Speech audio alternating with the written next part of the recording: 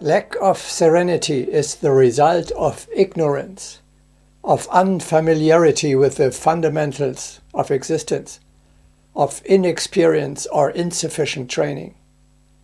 An experienced warrior who is advancing on the spiritual path for a long time already, who has been shot at many times and survived many a battle, is not so easily thrown off course.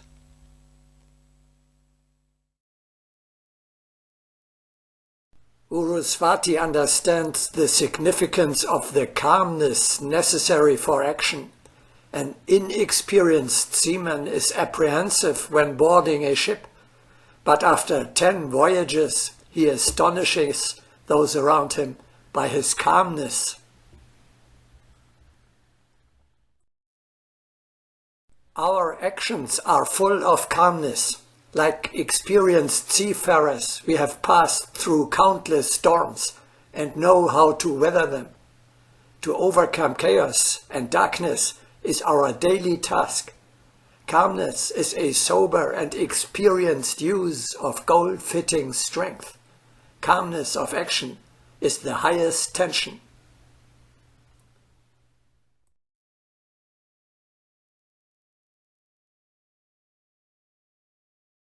Peace of mind is not an innate quality, but a process of realization.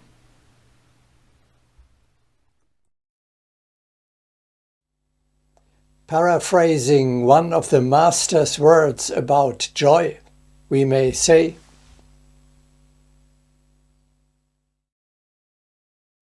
serenity is a special wisdom.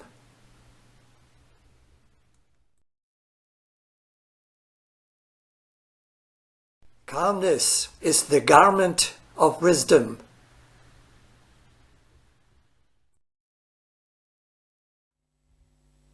A wise man knows the fundamental laws of existence.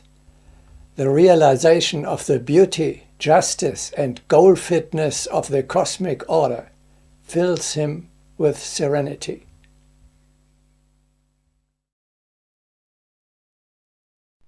Calmness must be understood as harmony of thought. If one were to ask hermits how they achieve their equilibrium, they would explain that thought about the goal-fitness of the universe is the best conduit to calmness.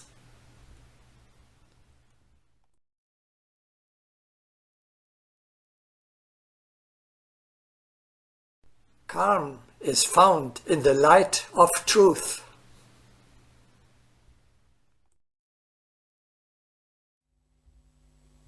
You are aware of your immortality, invulnerability, and invincibility. What then could possibly trouble you?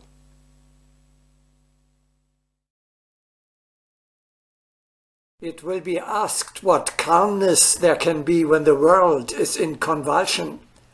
But it is precisely when the world is in extreme tension that an unusual calmness is needed. It is necessary to summon all the indestructibility upon which calmness rests.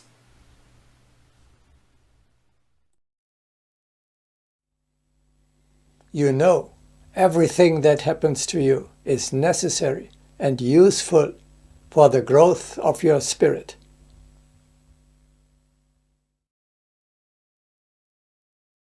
Man catches a glimpse of the great purpose behind all those fluctuations and perceives that they are necessary to growth.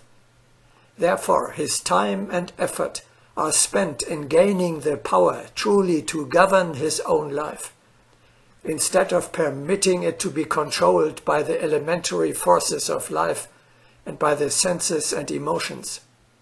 Eventually, he finds that he can do better work for the world, and incidentally for himself, if he can continue in the state of equilibrium indefinitely.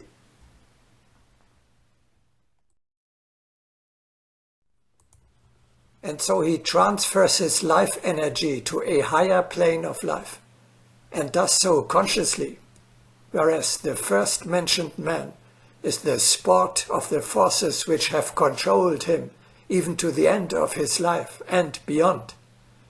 Without the victories won in these battles, man would never rise above the animal manifestation.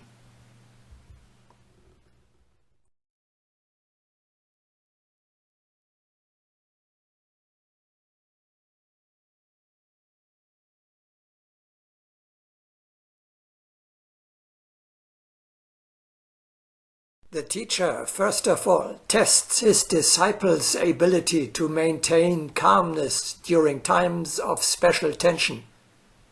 It is surprising to see how few pass this test. This is because people do not acknowledge the primary energy and the higher worlds. They believe that coarse physical conditions are, after all, more important.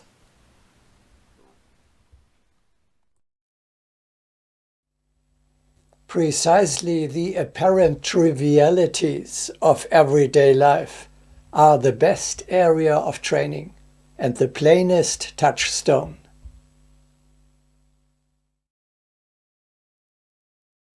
True calmness of spirit is tested by the trifles of daily life.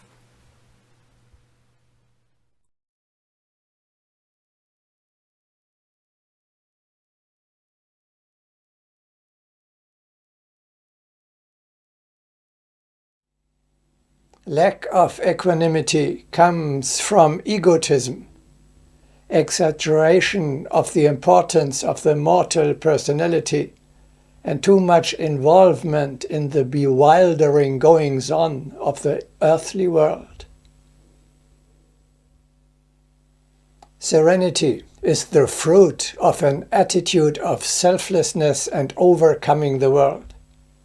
The more you realize that it is not about you yourself, but about higher necessity, the more you renounce personal desires, the firmer your conviction is that you are not serving your personal egotism, but the noble aims of hierarchy, the greater will be the peace within you.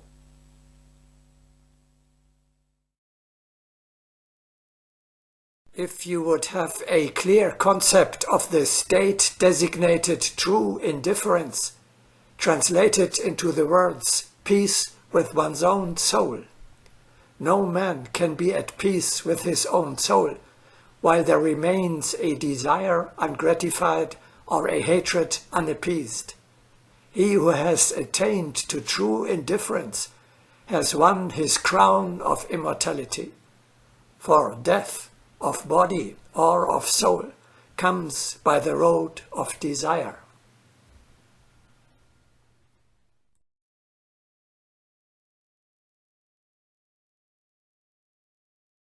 When a person lets go of all the desires that rest in his heart, being satisfied in himself and through himself, then he is called a one whose wisdom is firmly established.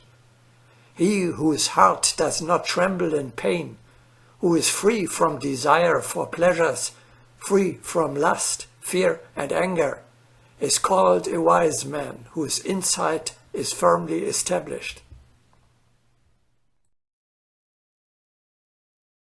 He who faces everything without desire and feels neither joy nor aversion, no matter how pleasant or unpleasant things may be, his wisdom is lasting.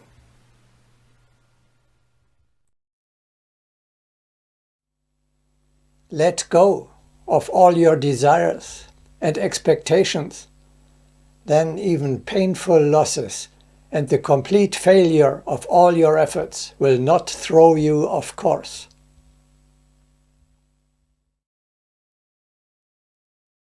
A yogi smiles at the storms that undid his past labors.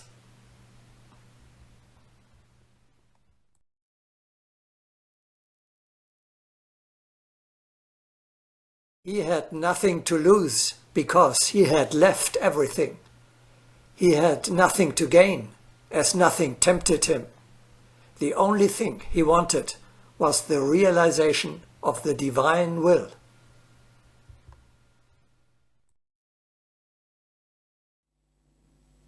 Desires bind you. They suggest the repetition of pleasant and the avoidance of unpleasant experiences. Free yourself from these chains. A master is neither attracted nor repelled by anything.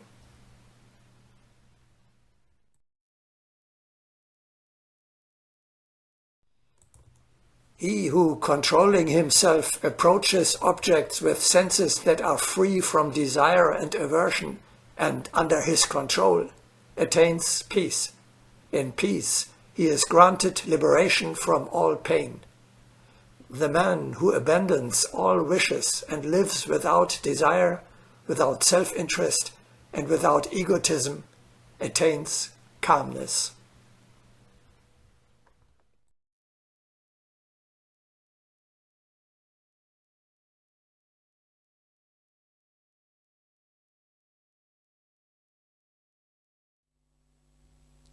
The connection with your teacher, the participation in the life of his ashram, elevates you above the restlessness of the material plane. The concept of the interior temple, which we had already explained, enables you to live in an oasis of tranquility, in the very midst of the earthly storms.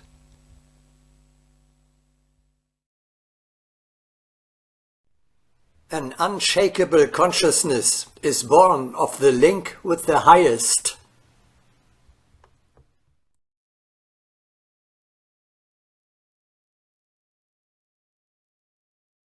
The ear of the one who knows is open to the supermundane world. He will abide in an inviolate stillness. The spiritual ear must be open independent of earthly conditions. The aspirant masters the supermundane current and can use it at any time. Nothing can impede his attachment to the higher rhythm.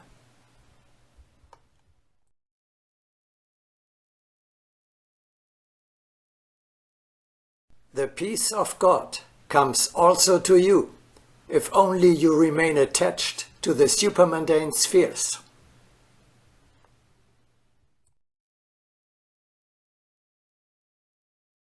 Inner peace is an imitation of the divine.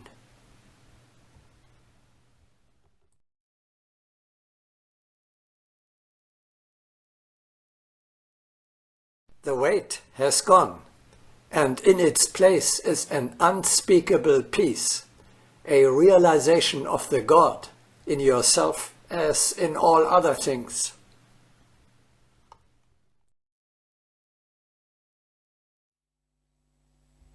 In the face of eternity, the turmoil of the temporal fades away.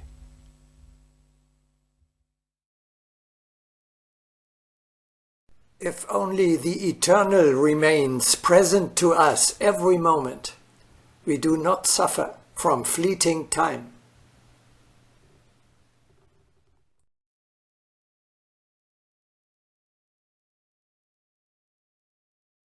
Behold, in the midst of the storm, calmness.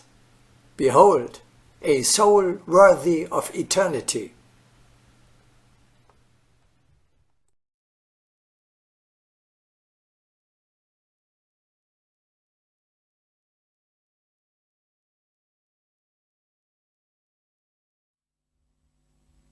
Man faces twofold danger. He does not put right what he could influence, and he grieves over what is inevitable. We must guard against both.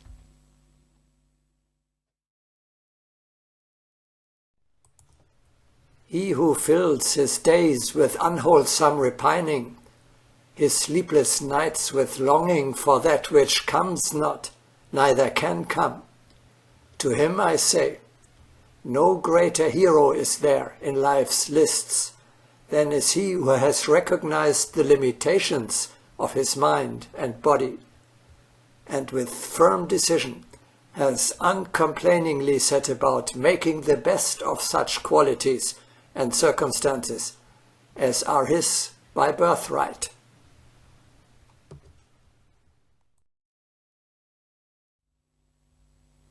Do not quarrel with a fate you cannot change, but accept it with a wise smile.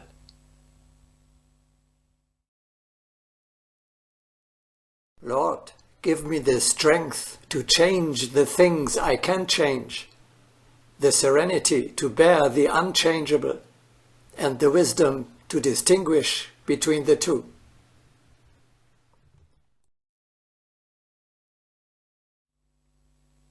The Masters warn us to try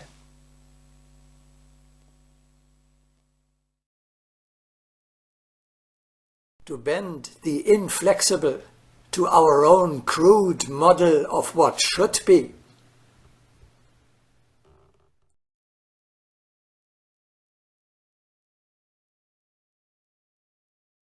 Ugly confusion should not disturb the hastening one. He recognizes within his heart that the inevitable must come to pass, and he only rejoices that everything can be passed through.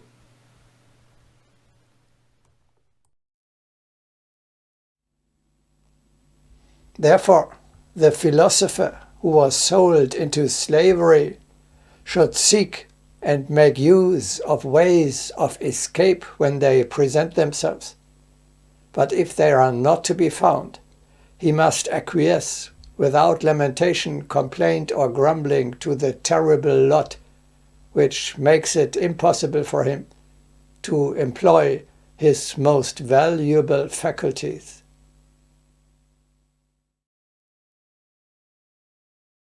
Let us not, by struggling with our chains, make them straighter and heavier.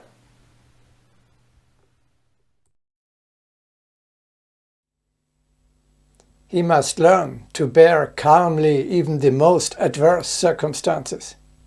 They might get even worse. And certainly there are others who are still worse off. In truth, he is being put to the test, for nothing happens by chance or in vain.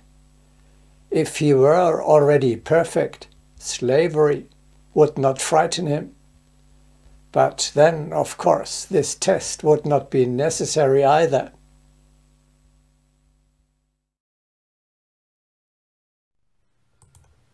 The Lord gave, and the Lord hath taken away.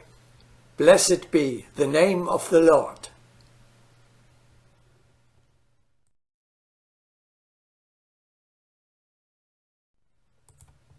Before you sink into grief over the terrible conditions, just consider how much more do the Mahatmas have to suffer when they must witness the awful aberrations of humanity and experience how their advice and help, which could mend all that, are rejected.